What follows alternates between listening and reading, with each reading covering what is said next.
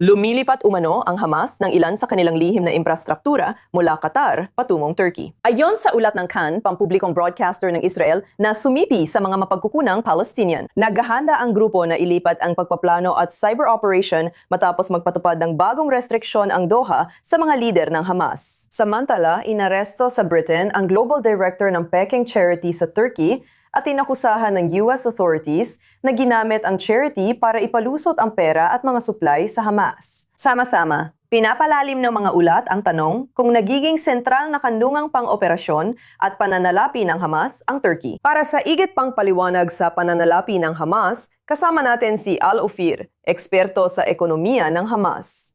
Salamat sa pagsama mo sa amin sa I-24 News, Al. Sa ngayon, sa gitna ng tigil putukan, habang patuloy na kontrolado ng IDF ang mahigit 60% ng Gaza Strip, paano ang Hamas? May pondo pa rin bang pumapasok at lumalabas ng Gaza? Sa totoo lang, may malaking maling akala na kailangan ng Hamas ng pondo mula sa labas. Karamihan ng pondo ng Hamas ay galing sa loob mismo. Kumikita sila ng pera sa Gaza. Yung ginagamit nilang pera na galing sa labas, tulad ng mula sa Turkey o iba pang lugar, ginagamit nila sa mga aktibidad sa labas, hindi sa loob ng Gaza. Kaya yung buong tanong ng lahat na iniisip na laging nakakakuha ng pondo ang Hamas papasok ng Gaza mula sa labas, hindi totoo yun. Nakakakuha sila mula sa labas ng maraming tulong mula sa iba't ibang panig ng mundo na dumarating bilang donasyon at mga supply. At lahat ng pagkain at mga supply na ibinubuhos ng mundo sa Gaza na umaabot sa bilyon-bilyong dolyar. At ang ginagawa ng Hamas, sila ay namongolekta ng buwis. Nanggongolekta sila ng pangunggochong. Kaya kumikita sila ng pera sa loob ng Gaza. Isa sa pinakamalaking problema nila ay kung paano mailipat ang kinikita nilang pondo sa Gaza para pondohan ang operasyon sa West Bank. Paano ito gumagana kung kasalukuyang kontrolado ng Israel ang mga daanan kung saan dumadaan lahat ng makataong tulong papasok at palabas ng Gaza Strip? Hawak ng Israel ang kontrol. Sarado ang tawiran sa hangganan ng Rafah sa Ehipto. Epektibo bang namomonitor ng Israel ang perang ito at produkto? Hindi mo kailangan bantayan ito. Hindi ito usapin ng pagmamanman. Tungkol ito sa mga rekurso na pumapasok sa Gaza. Kapag nasa Gaza ng mga ito, binubuwisan ito ng Hamas na siyang may kontrol sa ekonomiya ng Gaza. Kaya't matagal na nilang pinapatawan ng buwis ang anumang aktibidad pang ekonomiya sa Gaza at ginagawa pa rin nila ito hanggang ngayon. Lahat ng mga tulong na makataon na yon, sa huli, hindi ito basta libreng ipinapamahagi. At kahit ang organisasyon ng UN, kailangan nilang magbayad ng pera para sa proteksyon sa Hamas para hindi nakawin ang kanilang tulong. At syempre, lahat ng komersyal na aktibidad, marami sa mga aktibidad sa Gaza, marami sa mga paninda na pumapasok sa Gaza ay napupunta sa mga pribadong kamay.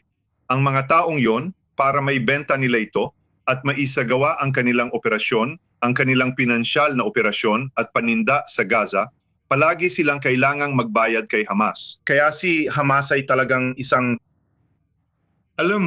entidad na natutong kumuha ng pera mula sa lahat ng hindi pinansyal at hindi militar na tulong na pumapasok sa Gaza.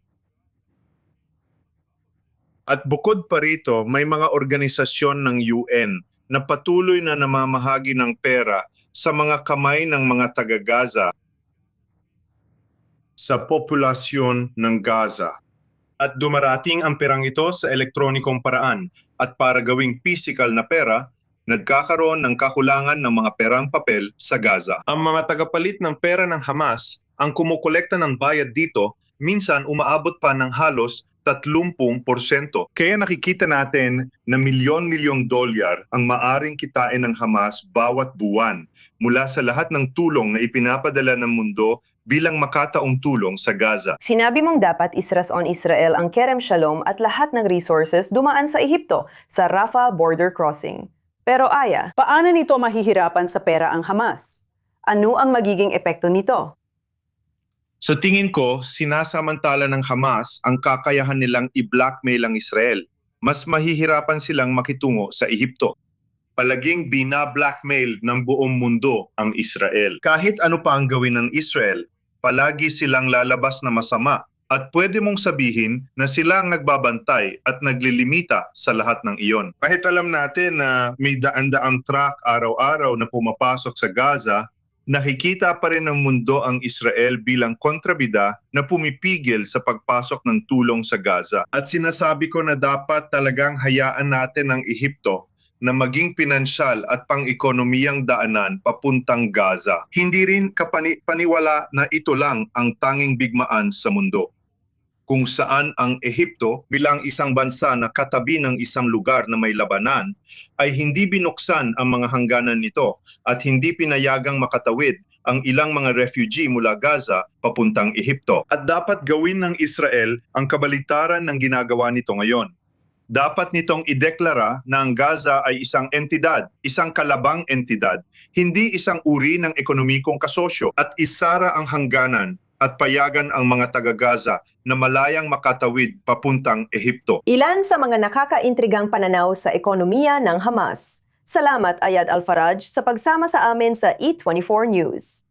Maraming salamat, Miko.